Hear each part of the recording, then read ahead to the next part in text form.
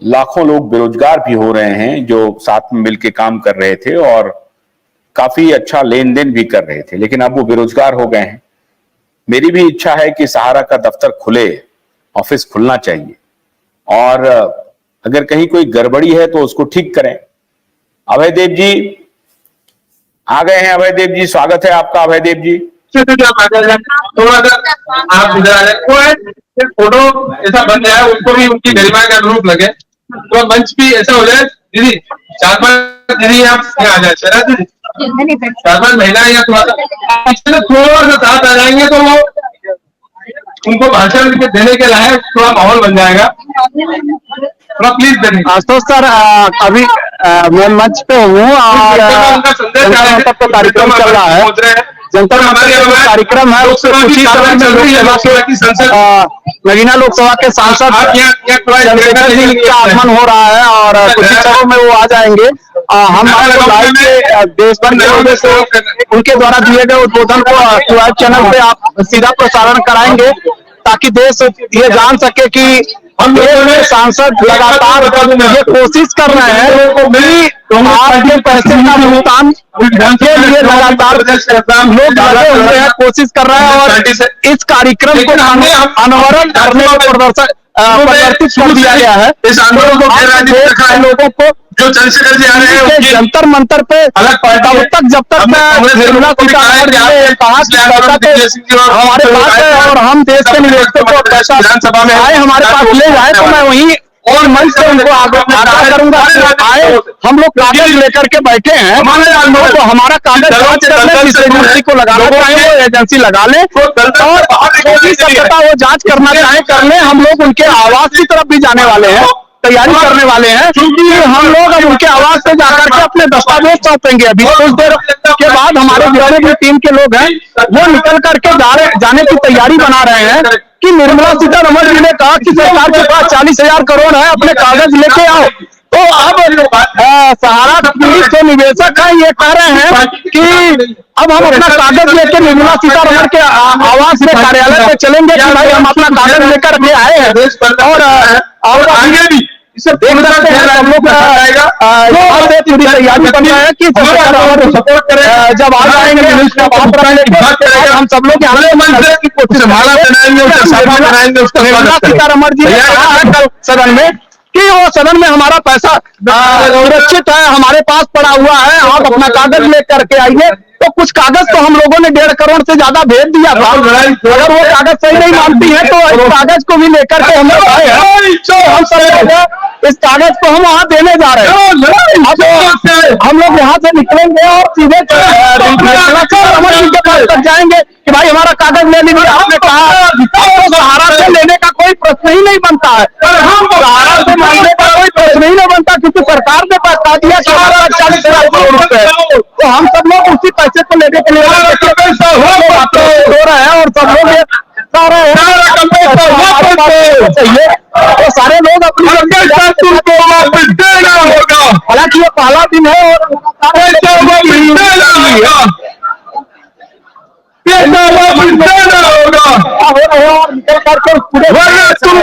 देखिए अभी हमारे पास जो फीडबैक आ रहे हैं उसमें सबसे ज्यादा लोग 90% के करीब लोग बोल रहे हैं कि सहारा के दफ्तर खुलने चाहिए। अब ये एजेंट हैं या निवेशक हैं, और जैसा कि अभी नारायण ने धाकर ने कहा कि एजेंट के पैसे ज्यादा हैं, निवेशकों से भी ज्यादा एजेंट के पैसे हैं, क्योंकि जो उनको जो मिलता था वो भी इसमें डिपॉजिट कर देते थे। तो एजेंट के पैसे ज्यादा इसमें निवेश किए हुए हैं और इसलिए बहुत सारे लोग ये कह रहे हैं कि सहारा के दफ्तर खुलने चाहिए। और मैं ये संदेश वित्त मंत्री तक पहुंचाना चाहता हूं कि आपने जो कल कहा था कि आप आइए, पेपर दिखाइए, पेपर सत्यापित कीजिए, पैसे ले जाइए, तो सारे दफ्तर खोलिए, वहां सरकार का नुमाइंदा बिठाइए और सहारा के नुमाइंदे को बिठाइए, पेपर लोग ले जाएंगे, पेपर दिखाएंगे और उनका सत्यापन होगा। 1 दिन नहीं 2 दिन लग जाएगा, 2 दिन नहीं 3 दिन लग जाएगा, 3 दिन नहीं 4 दिन लग जाएगा, 1 सप्ताह लग जाएगा सत्यापन में। सत्यापन करने के बाद उनका आप पैसा लौटा दीजिए। अगर उसमें कोई गड़बड़ी होगी तो फिर कंप्लेन करेंगे। तो ये देखना सरकारी एजेंसी का काम है, और इसलिए मैंने आज लाइव लोगों से ये प्रतिक्रिया मांगी थी कि ऐसे कितने लोग हैं जो ये चाहते हैं कि सहारा का दफ्तर खुले, और 90% से अधिक लोगों ने कहा है कि सहारा का दफ्तर खुलना चाहिए। पोर्टल फेल है, पोर्टल से आप 50 साल में भी पैसा जब नहीं दे पाएंगे। नहीं तो पोर्टल की प्रक्रिया को इस तरह से करिए ताकि आप लोगों का पैसा दे सकें।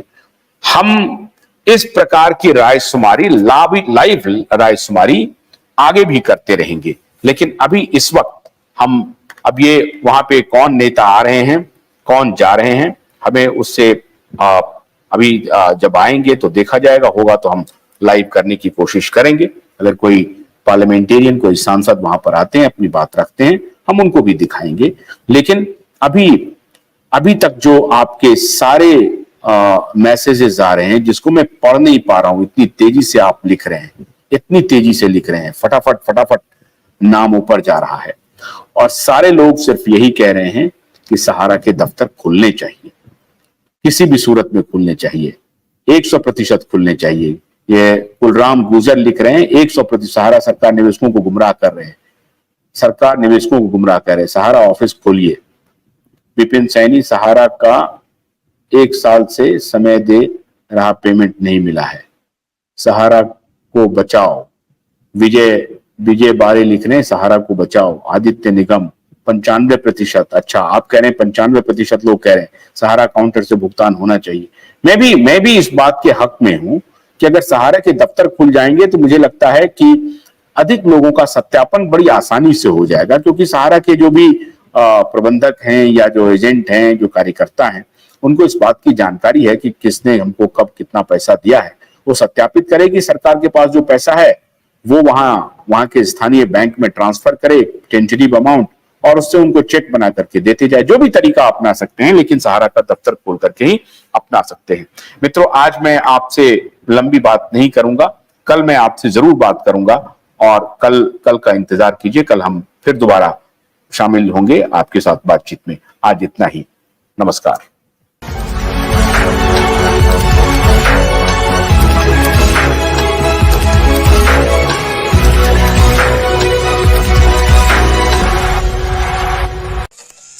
गन्ने की कड़ी बुनियाद, जिसे मराठी में खुडकिया और कुछ उत्तर भारत के क्षेत्रों में खुटकी भी कहा जाता है, उसे केवल भोलानाथ का 2-in-1 बैटरी ऑपरेटेड हार्वेस्टर कम ब्रश कटर आसानी से और बिना रुकावट के काट सकता है।